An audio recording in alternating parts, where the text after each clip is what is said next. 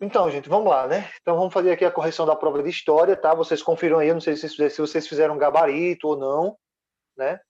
Eu não sei se fizeram gabarito, alguma coisa assim, tá? Então, vamos aqui corrigir, tá? Primeira questão, então, né? Assinala a alternativa abaixo que expõe corretamente como se deu o início da ditadura militar no Brasil, que durou de 64 a 85. Então, eu perguntando aqui qual foi o motivo, né? Qual foi o motivo de ter começado a ditadura militar, tá?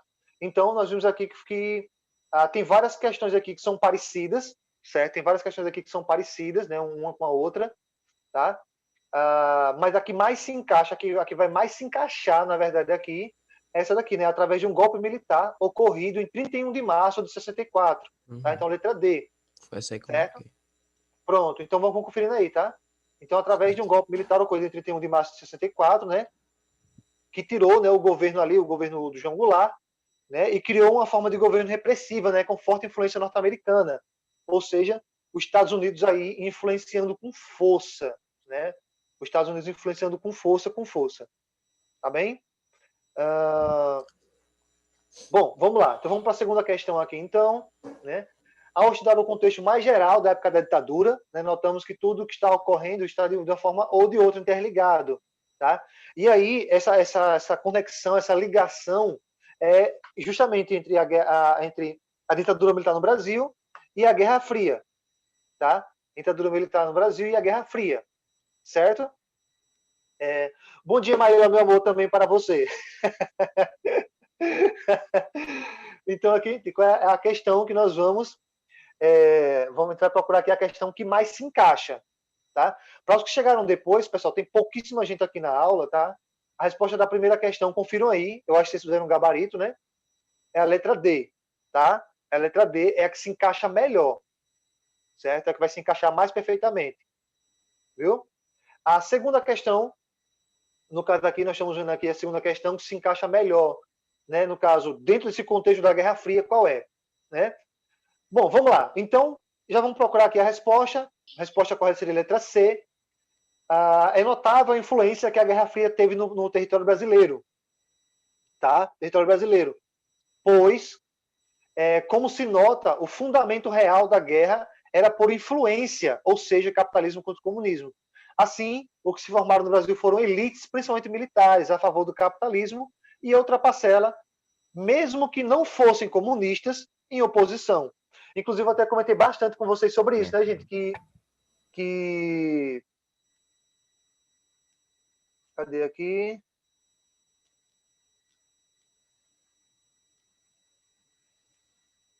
Ah, tá. Só um minutinho. Vamos lá.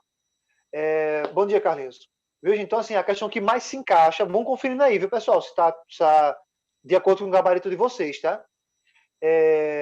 Bom, assim, só um detalhezinho para o que eu falei. Eu não falei para os que, no caso, os que chegaram depois, né? Porque eu comecei a aula, tava só o Guilherme e o Lucas, tá, gente? Ah, esqueci o que eu ia falar. Que legal. Mas enfim, depois eu me lembro, tá? Bom, então vamos continuando aqui. Sim, lembrei. É uma correção mais rápida, viu, gente? Então por isso que eu não estou lendo detalhadamente cada questão, tá? Está sendo uma correção mais rápida, porque eu quero corrigir as duas provas, tá? Tanto de história quanto de arte. Bom, vamos lá, vamos avançar um pouquinho mais. Vão conferindo aí, tá? Essa aqui estava muito, muito, muito, muito, muito fácil, né? Estava muito, muito fácil mesmo, certo? Se você voltasse lá para o assunto, até nas aulas gravadas mesmo. Bom, gente, então como eu estava falando para vocês, cara, essa questão aqui foi uma das mais fáceis de todas, né? Porque só perguntava como ficou dividida, né? As duas linhas, né? Dos militares, né? Como um todo, como é que foi dividida as duas linhas, né? Sendo que uma eram os castelistas e a outra a linha dura, né? Castelistas no caso lá do Castelo Branco, né? E a linha dura a partir do Costa e Silva, né? No caso do Costa e Silva, o Médici e o Geisel, tá? Que era aqueles mais brutos, né? Que foi o auge da repressão, certo? Então vai calculando, Maíla, aí. A quarta questão sobre o AI número 5, mano. Essa daqui eu quis confundir. Essa daqui tinha questões bem fáceis, assim, na resolução, né, do AI 5, tinha coisa que se eu colocasse aqui vocês acertariam de primeira. Então, eu coloquei, fiz uma questão aqui meio quase que abstrata, né? Quase que, quase que filosófica, tá? Nossa, Para que foi a letra vocês, B. para que vocês precisava, Maíla, precisava, porque eu quero treinar o cérebro de vocês para vocês saírem daqui, mas pro ensino médio, botando, pocando. Ô, Eu professor, tenho vários e vários relatos de alunos meus do 9º ano de história que chegavam em outras escolas, os alunos tudo fraquejado em história, tudo zoado, e os alunos que saíram das minhas turmas, tudo botando pocando nas turmas lá, sabia de quase tudo. Então eu quero que vocês saiam assim também. Diz aí, Guilherme. a prova do seu vale 5 ou 4? Vale só aquele tanto mesmo. Beleza. Então, gente, a questão que mais se encaixa aqui vai ser a letra C. Confiram aí se vocês acertaram. Por que a letra C se encaixa melhor? Né? Por que a letra C se encaixa melhor? Gente, ela decretou o fechamento do Congresso Nacional, tá? Por 10 anos. Anulou o título de eleitor de todos os cidadãos brasileiros. Era o que lá no AI-5 está dizendo assim, ó. Anulou os direitos civis. Gente, direito civil é o título de eleitor, direito de voto, né? E anulou as aposentadorias de cantores, professores e políticos. Foi aquilo que eu falei para vocês da questão da repressão. Lembra que eu comentei com vocês que muitos cantores foram expulsos do Brasil, políticos, professores, tá? Então foi nesse sentido. Vamos ver aqui a questão por que a letra D está errada. Aposentou juízes, cassou mandatos, acabou com as garantias do habeas corpus e aumentou a repressão policial e militar. Gente, sabe qual era a palavra-chave para vocês acertar essa questão? Aposentou juízes. Né? Foi uma casquinha de banana violentíssima que eu coloquei aqui. Aposentou juízes. Mas, detalhe, como essa questão ela praticamente está completamente certa, com exceção dessa parte aqui, lá quando eu for corrigir, certo? Lá quando eu for corrigir, eu vou considerar tanto a C quanto a D. Então, não se preocupem. Beleza? Não se preocupem. Até porque quem marcou a letra D, tá? Quem marcou a letra D também, também conseguiu. Como é que eu posso falar para vocês isso? Também conseguiu acertar. Tá? A única casquinha de banana violentíssima, porque era uma questão muito específica, era esse comecinho aqui. Mas, gente, sabe qual foi o real motivo de eu ter colocado uma questão dessa? Preste atenção. Gente, é esse tipo de coisa que o Enem faz.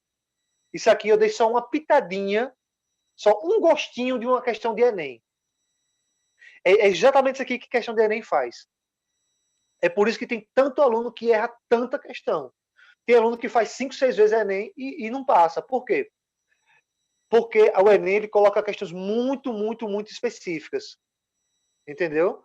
Ele coloca questões muito específicas. Ou seja, se você não tiver uma capacidade, assim, se você não tiver uma capacidade de interpretação, de leitura de questões assim, muito bem apurada, cara, pode ter certeza que você vai errar uma galera de questão. Pode ter certeza absoluta que você vai errar uma galera de questão. Certo?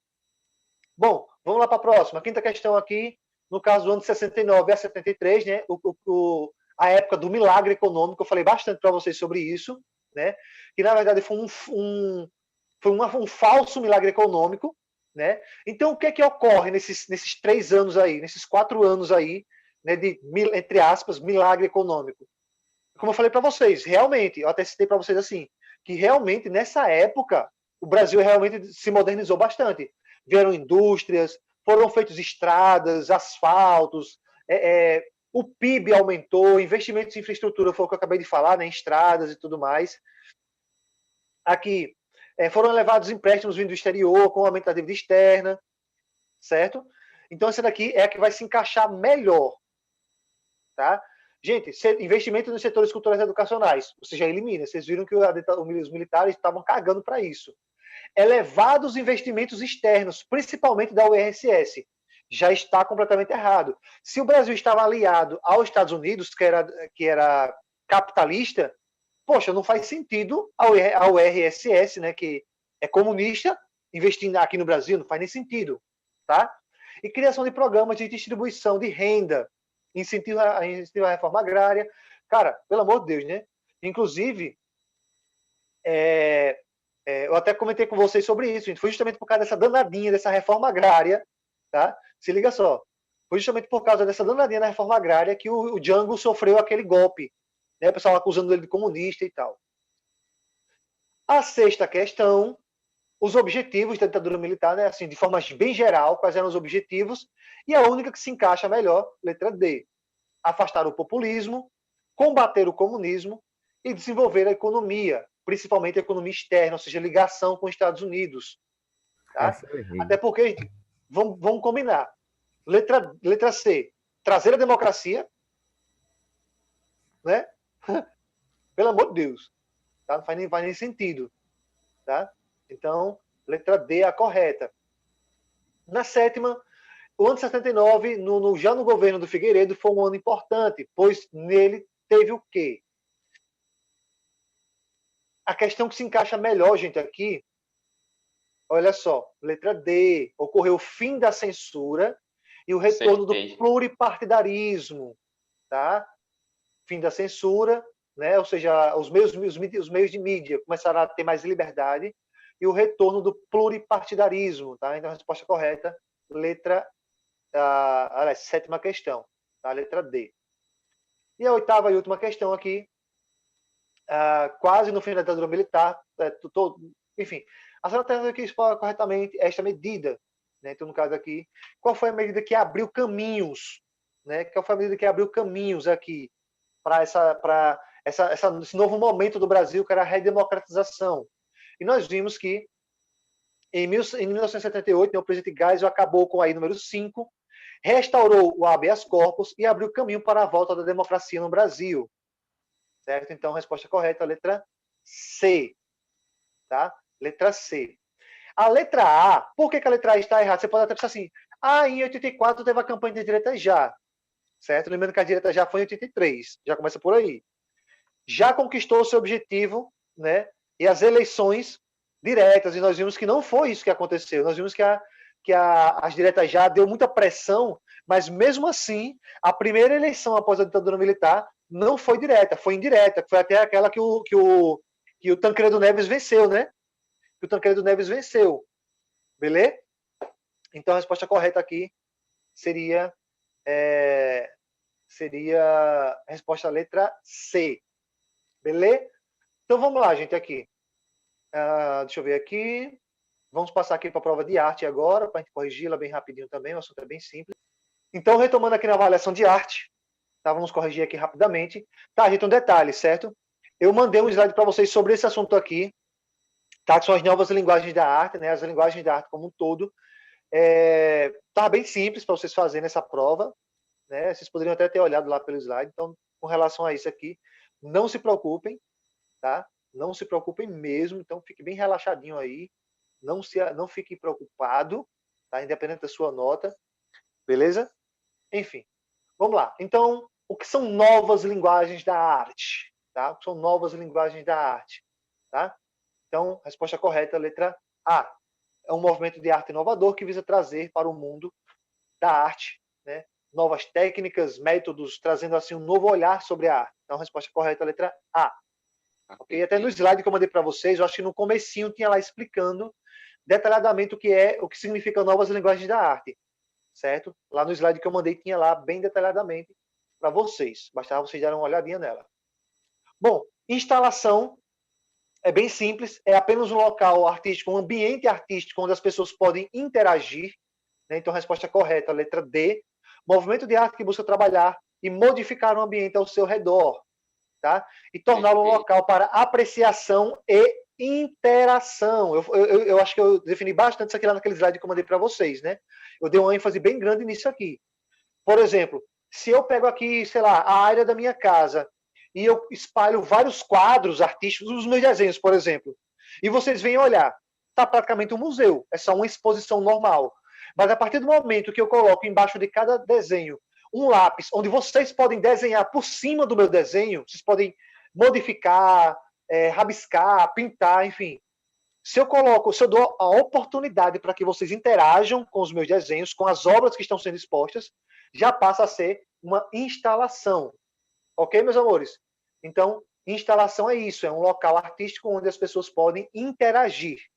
Caso elas não possam interagir, se torna apenas uma exposição qualquer, tipo um museu. Ok? Vamos lá para a próxima. Ainda sobre a instalação. Gente, isso aqui ficava muito fácil. A resposta aqui. Ó. Se você acertasse essa, a última palavrinha, interação. A primeira palavrinha dessa daqui, interação. Né? Qual o objetivo? Qual é o grande objetivo da instalação que eu acabei de falar para vocês? É a interação entre a arte e o público. Né? Então, no caso aqui desse exemplo que eu falei, se vocês viessem aqui para minha casa, né, qual seria o meu objetivo? Que vocês interagissem com a minha arte. Né? Então, interação entre arte e público. Tá? Confiram aí. Acertaram essa? Tá? E a outra também, né? A segunda. Bom, terceira, performance. Essa aqui é muito fácil, bem simples de você entender, na verdade. Basta você compreender, eu até deixei bem claro isso também lá naquele slide que eu mandei para vocês, que performance é basicamente a arte de você, como é que eu posso falar para você? O corpo do artista se torna obra de arte. Tá? Inclusive, tinha até algumas imagens bem legais lá para vocês verem, né? Tinha aquela imagem lá da mulher sendo pintada, tinha uma imagem lá também... Do rosto. Isso, exatamente, do rosto, né? No corpo dos artistas, todos os artistas enfileirados, né? Com o rosto do Obama, né? Então, o corpo do artista se torna a tela, se torna o suporte para a arte. Tá? Então, basicamente, né, letra C. Tá? Aqui, letra C. Ela ter como base o corpo do artista, né, o corpo do artista como a obra de arte. Certo? Então, letra C, aliás, perdão. Vamos lá avançar um pouquinho mais. Apropriação. Cara, apropriação é muito legal. Inclusive, é a minha preferida dessas linguagens de arte aqui. A minha preferida é a apropriação. Sabe por quê, gente? É o ato de você pegar algo que não é arte e transformá-lo em arte. Vou te dar um exemplo aqui. Está lá minha querida amiga do meu coração eterno, Vitória, comendo lá seu espaguete, seu macarrão. Inclusive, eu acho que tem até uma imagem dessa lá no slide que eu mandei. Né, comendo lá seu espaguete, seu macarrão com queijo, que nem diz o Cris, e ali, de repente, ela tem a brilhante ideia de fazer um rosto utilizando só o macarrão. Ela tem a brilhante ideia de fazer, sei lá, 2 patinhos na lagoa. Ela tem a brilhante ideia de fazer aquela cena da Dama e o Vagabundo, né, os 2 cachorrinhos comendo macarrão. Gente, percebam que ela se apropriou de algo que não era arte, e transformou ele em arte. Sacou agora, gente, qual é a parada agora? Cara, e olha só, Maíla, veja de outra maneira, cara. Eu vejo como um exercício de criatividade muito grande. Sabe por quê? Porque é fácil para mim fazer uma obra de arte quando eu pego um papel e um lápis, como nós dois que somos desenhistas. É fácil para mim saber o que fazer quando eu pego uma tela e tinta e pincel. É fácil para mim saber o que eu tenho que fazer quando eu pego uma argila e eu tenho um suporte para fazer um artesanato. Agora, você pegar um macarrão e você ter a ideia de criar um rosto, você pegar pó de café e ter a ideia de fazer uma silhueta de um desenho, você pegar, sei lá, uma salada e ter a ideia de fazer um ser humano usando só salada. Gente, esses exemplos que eu falei para vocês foram trabalhos reais de alunos meus do 6º ano da outra escola. Saca? Então, olha que interessante, Maíla. Veja por esse ponto de vista. Você pegar algo que não é para arte, que nunca teve essa função de arte, e transformá-lo em arte, cara, isso exige de você uma criatividade tremenda. É isso que eu acho fascinante na arte. A arte, ela é isso. A arte, ela não é para ser mais do mesmo. Se você está entediado com a arte que você faz, alguma coisa está errada. Significa que você não está libertando, você não está vendo a arte do ponto de vista que deveria ver. Saca? Então você tem que começar a ver a arte de uma maneira mais ampla. A arte é liberdade. Entende?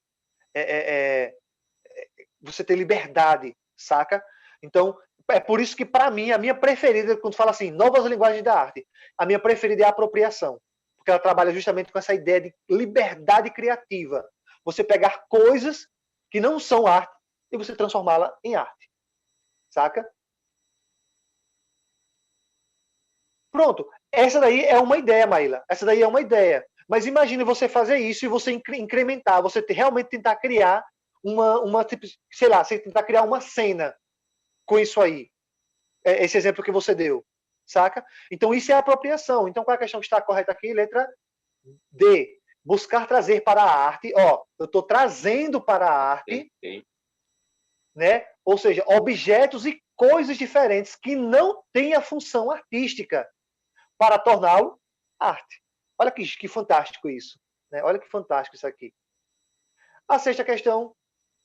Agora nós estamos falando aqui sobre arte ambiental e a arte da intervenção, né? Então, a alternativa correta que apresenta a diferença entre... Cadê o resto do enunciado? Ah, tá. Entre esses dois movimentos, no caso. Né? Então, aqui eu estou perguntando qual a diferença, né? No caso, entre arte ambiental... Tá? Eu estou perguntando aqui a diferença... Só um minutinho aqui, gente. Eu acabo digitando muito ligeiro, aí acabo engolindo um monte de letra. Bom, corrigir aqui. Né? Então, qual é a diferença básica, né, aqui entre arte ambiental e a intervenção? Gente, basicamente, eu sempre costumo dizer isso. A resposta correta aqui seria letra B.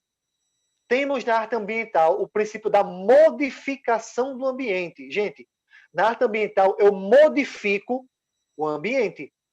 Na intervenção, eu adiciono algo ao ambiente. Ou seja, na intervenção temos a inclusão de novos elementos. Vou te dar um exemplo maravilhoso dos céus. Maíla estava de bobeira, entediada, né? Já tinha escutado todos os CDs de K-pop, já não tinha mais o que fazer, já tinha maratonado as séries dela também, já tinha comido tudo que tinha na geladeira, não tinha mais o que fazer. E de repente ela olha para o quintal dela.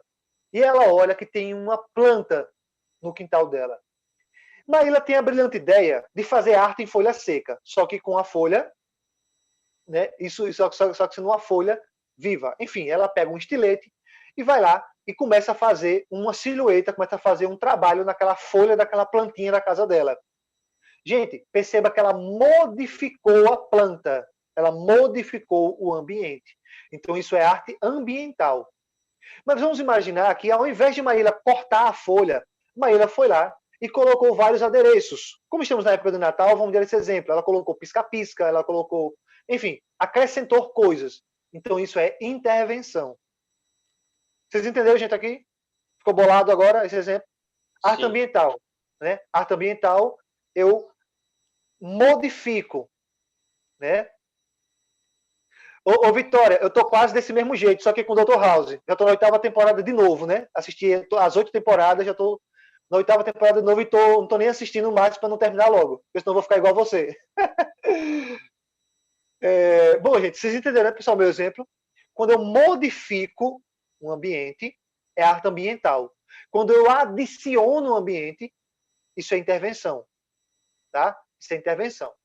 Bom, vamos avançar lá para a próxima. A sétima questão aqui. Pensando na videoarte. Gente, videoarte.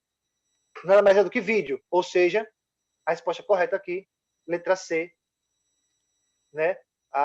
Deixa eu ver aqui o enunciado, tá? O enunciado diz assim: videoarte caracteriza-se pelos recursos de imagem e vídeo. Aliás, imagem e sons, né? Gravados em vídeo. Então, letra C. Tá? Confiram aí. Letra C é a resposta correta. Tá? Mas eu não já estou falando, meu amor, aqui. É porque eu não me lembro, não. Mas depois eu passo rapidinho. Tá? E a 8ª e última questão, aqui, né? Observando a imagem abaixo da janela, aquela que mostra uma cena. Não está aparecendo o enunciado completo aqui. Uma cena da arte performance. Essa primeira opção aqui, tá? A primeira opção aqui é balé. Isso aqui não é arte da performance. Essa segunda também aqui está mais para um quadrinho, então não é performance. Essa daqui, ela está mais para instalação, então não é performance. Essa daqui, olha só, gente. Olha aqui uma imagem interessante, pessoal, para vocês entenderem o que seria a intervenção. Ó. Eu adicionei. A parede já existia, essas folhinhas aqui em cima, os arbustos, já existiam, mas o rosto da mulher, não. Então, o artista adicionou. Então, isso aqui é intervenção. Obviamente, por exclusão, a resposta correta, 4ª questão, né? Porque aqui está o artista no chão, sendo jogado óleo sobre ele, então ele acabou se tornando a própria arte. O corpo dele se tornou a própria arte. Certo? Então, Terminamos aqui, gente, a nossa correção, tá? Então, só repetindo aqui o gabarito para vocês, tá? Mailinha pediu para me fazer aqui, ó. Primeira questão, letra A. Tá? Misericórdia, eu engoli um monte de letra danada. Primeira questão, letra A. Segunda questão, letra D. Terceira questão, letra A. Quarta questão, letra C. Quinta questão, letra D. Sexta questão, letra B. Tá aqui. Sétima questão, nós acabamos de ver agora, letra C. E oitava e última questão, letra D. Certo? Então, esse aqui é o gabaritozinho para vocês, tá? Bom, gente, então é isso. Tá? A gente encerra por aqui a correção das duas avaliações, né? E por hoje é só. Agora fica só esperar aguardar o resultado de vocês, tá?